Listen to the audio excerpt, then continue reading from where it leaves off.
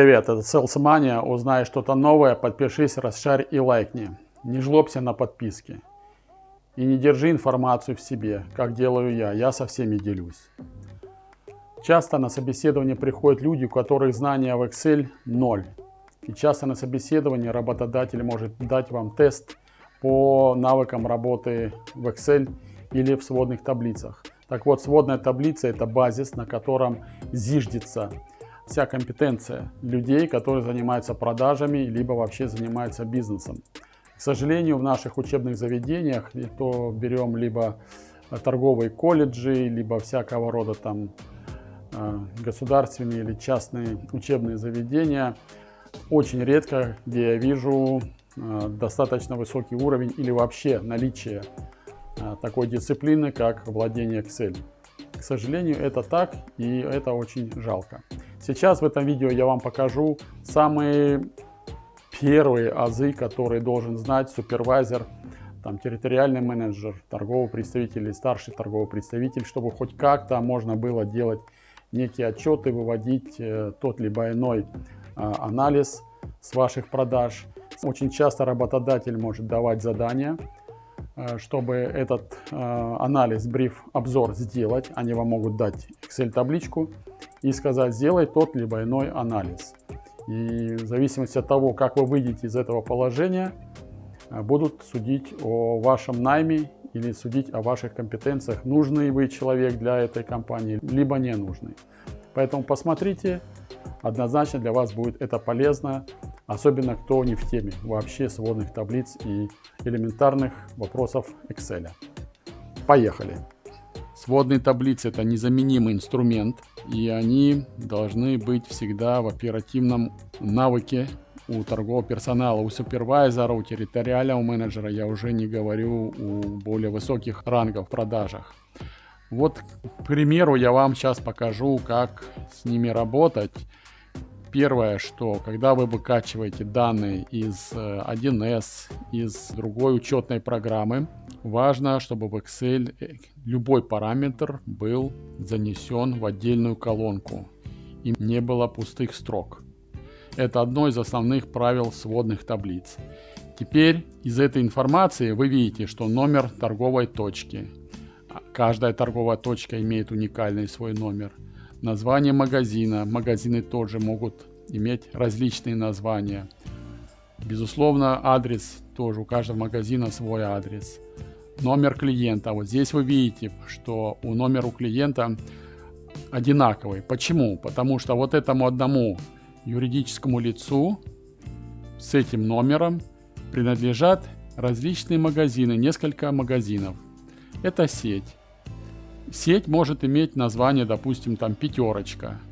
Название магазина может быть пятерочка номер 35, а здесь сеть вообще пятерочка.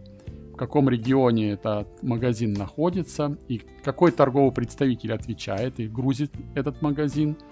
И продажи, и так далее. У вас здесь может информация размещаться в миллион параметров. Не играет роли какие. Продажи, наценки, штуки, процент скидки и так далее. Вот все, что у вас программа учетная позволяет делать, нужно, чтобы эти все параметры вываливались в Excel в отдельной колонке. Потом, что мы делаем со сводной таблицей? Мы ставим в любое место вот этого массива данных, идем на вставку и нажимаем кнопку «Сводная таблица». Видите, автоматически массив данных выделяется вот этим сектором. Добавляете «Добавить эти данные в модель данных» и нажимаете «Ок». Вам открывается заготовка под сводной таблицы. Все те колонки, которые у вас здесь есть, вы можете видеть.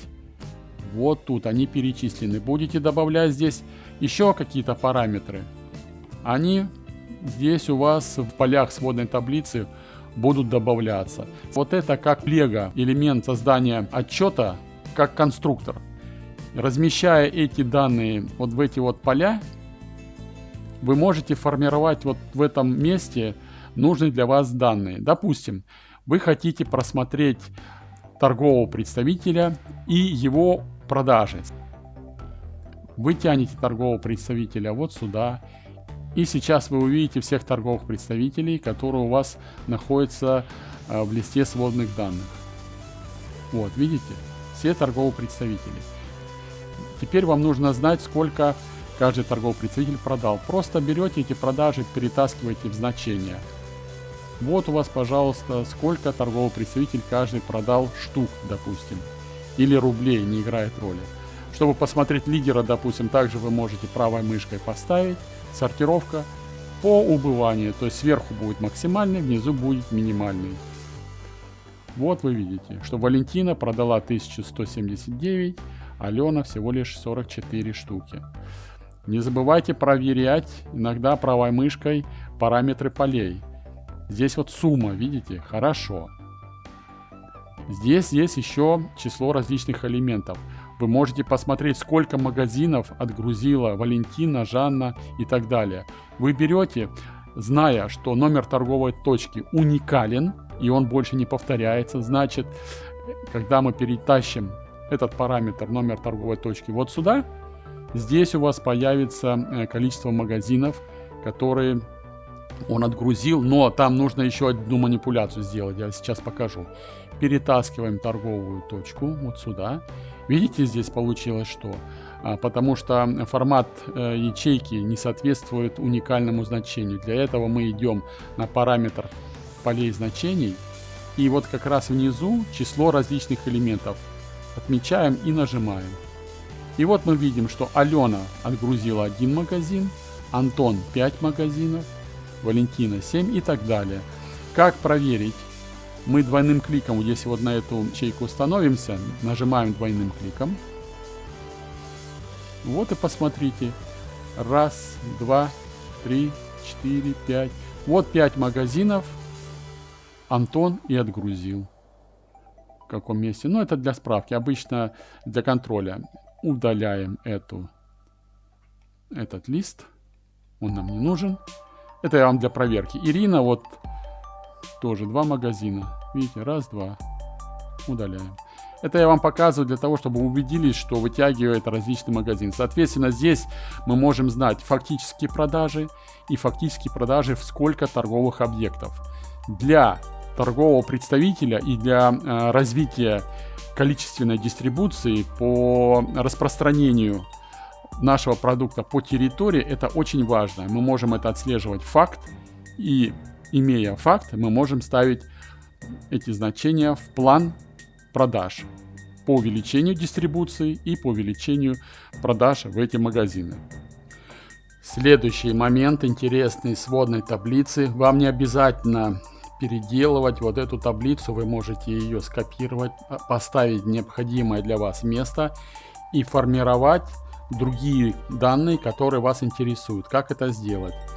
Мы выделяем таблицу, копируем ее, вставляем ниже. И здесь вы можете уже формировать совсем другие данные, которые вам нужно взять для анализа.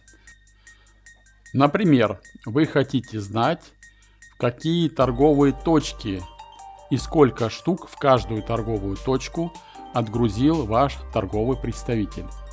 Поэтому вам необходимо взять название магазина,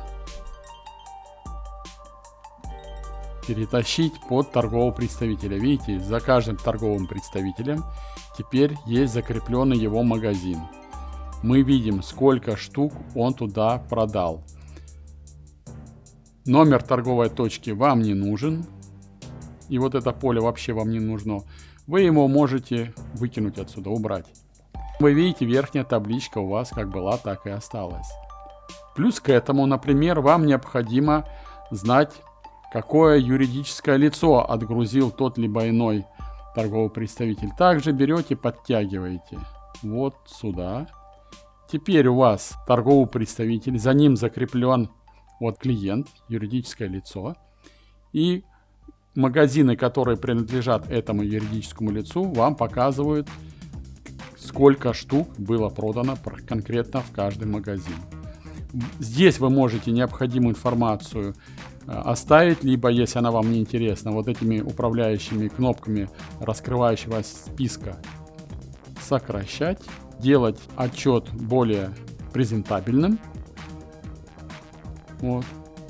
Если у вас, допустим, магазин принадлежит этому юрлицу, и их несколько, вы можете скрыть этот список. Или можно сделать такой отчет. Копируете его, вставляете вот здесь. Кстати, когда у вас исчезает поле управления сводной таблицей, вам на любом месте той либо иной таблицы, которой вы хотите управлять, правой мышкой можете вставать и показать список полей. И у вас вот для управления этого отчета появляются поля сводной таблицы и диапазон управления. К примеру, что мы хотим? Вам необходимо знать, какую сеть, сколько штук мы отгрузили. Что для этого необходимо? Мы убираем торговых представителей, убираем число различных элементов. Мы видим, что общие продажи составили 3601 штука. Берем и тянем сеть в данные. И сейчас вы увидите, что каждая сеть отобразит, сколько было отгружено в эту сеть штук. Вот.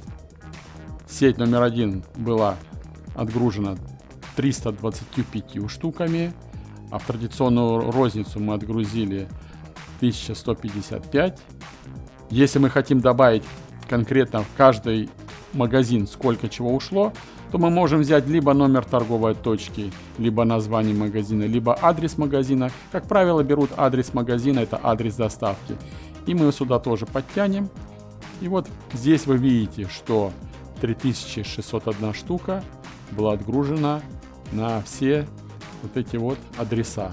Чтобы вам посмотреть в разрезе каждой сети сколько, не обязательно вот так вот брать и суммировать. Вы можете идти на промежуточные итоги и показать все промежуточные итоги в заголовке группы. Вот сейчас здесь появится значение. Вот видите, если мы просуммируем вот эти три, видите, 3601 штука. Вот 3601 штука, она соответствует. И опять свернув фильтры, вы можете сделать табличку очень красиво и емко. И дальше, если вам надо более подробно посмотреть, ее раскрывать.